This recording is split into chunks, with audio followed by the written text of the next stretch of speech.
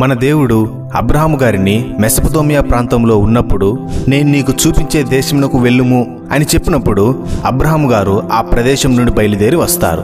అప్పుడు అబ్రహాము గారితో పాటు అతని కుటుంబము మరియు వారితో పాటు లోతు గారు కూడా వస్తారు. వీరు దేవుడు చూపించిన విధముగా కనాను దేశంలోకి వస్తారు. ఇక్కడ ఈ అబ్రహాము గారికి లోతు గారికి కలిసి నివసించలేనంత ఆస్తి పశు సంపద వలన వారు ఇద్దరు కాదు వారి 2 కుటుంబాలు విడిపోయాయి. ఇక్కడ మీరు బాగా గమనిస్తే వారికి అంత ఆస్తి ఎలా వచ్చింది? వారు సంపాదించుకున్నారా లేక దేవుడిచ్చారా? నిజానికి అబ్రహాము గారికి లోతు గారికి వివాదం ఏమీ జరగలేదు. వివాదం జరిగింది వారి పని వాళ్లకు. అయితే ఈ పని వాళ్లకు సర్ది చెప్తే సరిపోతుంది కదా, విడిపోవటం ఎందుకు? వారి 2 కుటుంబాలు నివసించటానికి ఆ దేశంలోని ప్రాంతం సరిపోలేదా? ఇలాంటి మరెన్నో ప్రశ్నలకు సమాధానాలు తెలియాలంటే ఈ వీడియో చూడండి.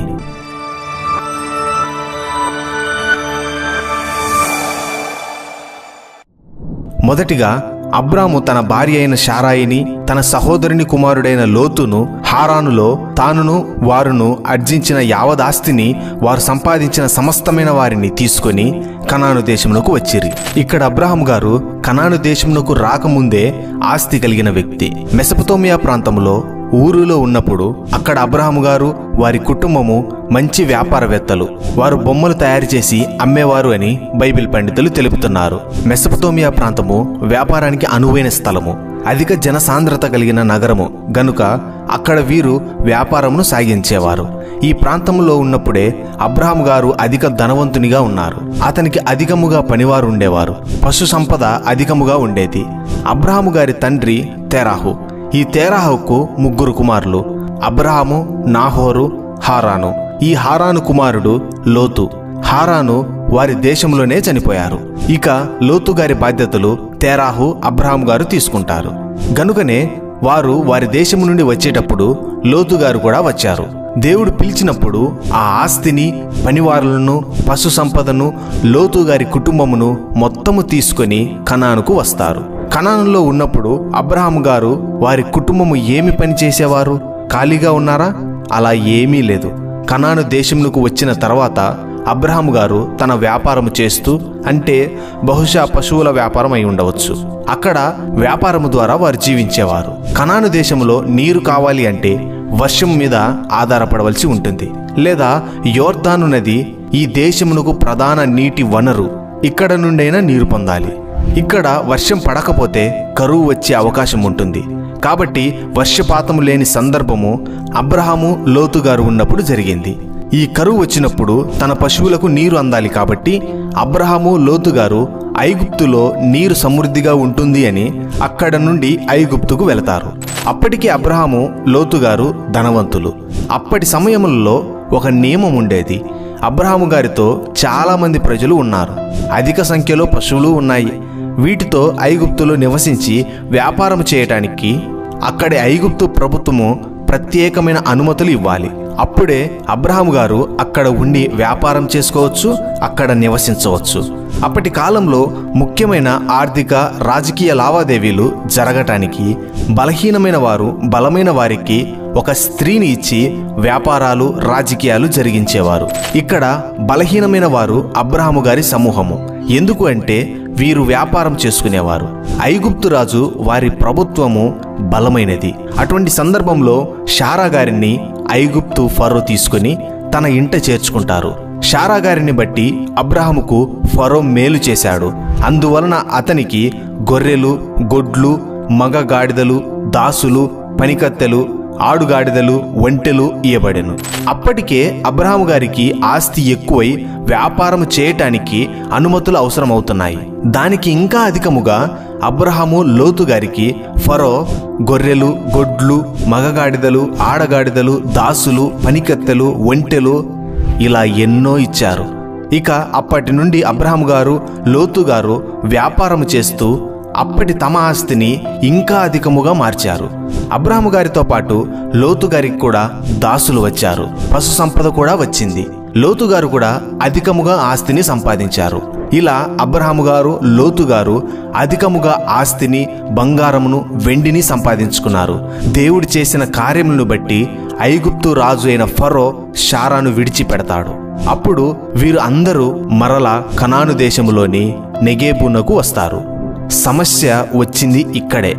ఇంకా నిజంగా చెప్పాలి అంటే సమస్య ఐగుప్తులోనే వచ్చింది.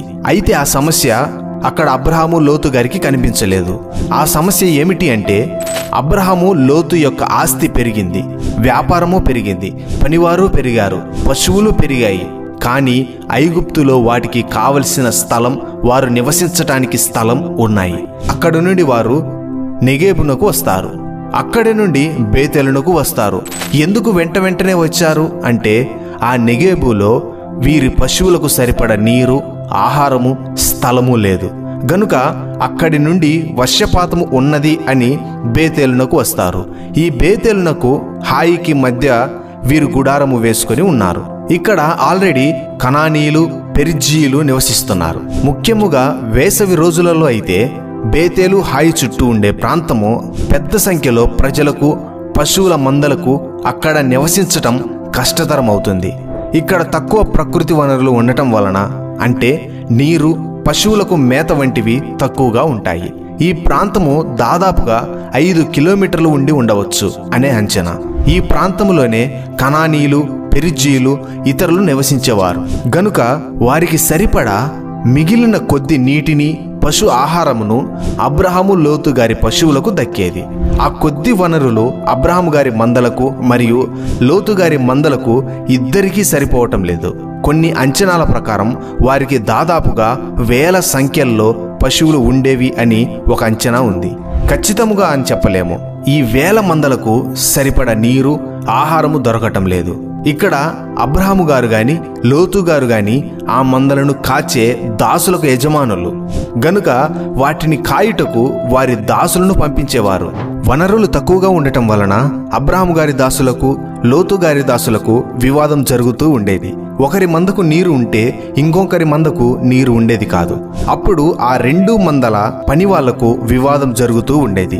దాన్ని గమనించిన అబ్రహాము గారు కనానీయులు, పెరిజ్జీయులు వీరి అవసరతలను అర్థం చేసుకునేవారు కాదు. కాబట్టి వారి అవసరతలను బంధువులైన వారే అర్థం చేసుకొని కలహములు లేకుండా ఉండాలి అని నిర్ణయించుకున్నాడు. ఇది పనివారుల మధ్య కలహము కదా అని వారికి సర్ది చెప్పటానికి ఆస్కారం లేదు. ఎందుకంటే వారి మధ్య వివాదం వచ్చింది అక్కడ సరిపడా వనరులు లేక. వాళ్లకు సర్ది చెప్పినా వారి మందకు ఆహారము, నీళ్లు ఎలా వస్తాయి? ఒకవేళ ఒక ప్రదేశంలో ఒకరు ఉంటే వారికి వనరులు దొరుకుతాయి అని భావించాడు. అదే జరగాలి కూడా. తర్వాత అబ్రహాము గారు, మనము బంధువులము గనక నాకు, నీకును, నా పశువుల కాపర్లకు, నీ పశువుల కాపర్లకు కలహం ఉండకూడదు. ఈ దేశమంతయు నీ ఎదుటనున్నది గదా, దయచేసి నన్ను విడిచి వేరుగా నుండుము. నీవు ఎడమ తట్టునకు వెళ్ళిన ఎడల నేను కుడి తట్టునకు, నీవు కుడి తట్టునకు వెళ్ళిన ఎడల నేను ఎడమ తట్టునకు వెళ్ళుదునని లోతుగారితో చెప్పినప్పుడు లోతుగారు వారికి ఒక్కగానొక నీటి ఆధారమైన యోర్దాను నది ప్రాంతమంతటినీ ఏర్పరచుకొని అక్కడికి వెళతాడు. అబ్రహాము గారు అక్కడనే కనానులో ఉండిపోయారు. తర్వాత అక్కడ నుండి హెబ్రోనులోని మమ్రే దగ్గరకు వెళ్ళి అక్కడ నివసించాడు.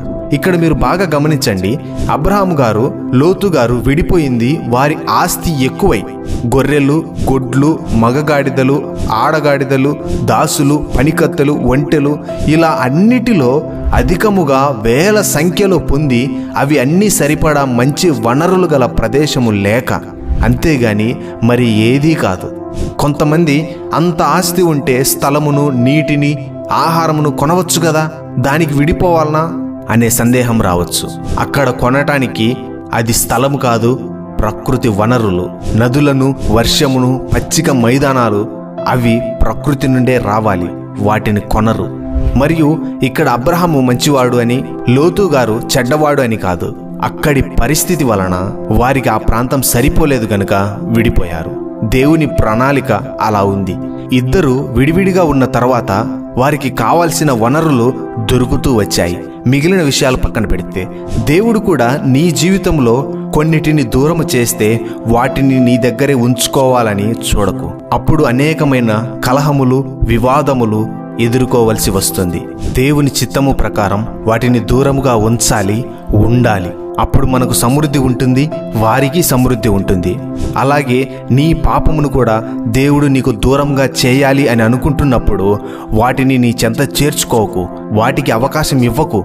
ఇప్పుడే వాటిని విడిచిపెట్టు. దేవుడు మన జీవితంలో నూతనమైన కార్యములను చేస్తారు, నూతనమైన సమృద్ధిని తీసుకుని వస్తారు, నూతనమైన కృపతో మనల్ని నింపుతారు. దేవుని కొరకు పాపమును విడిచి పరిశుద్ధముగా జీవించు. దేవుని రాకడ కొరకు సిద్ధపడు.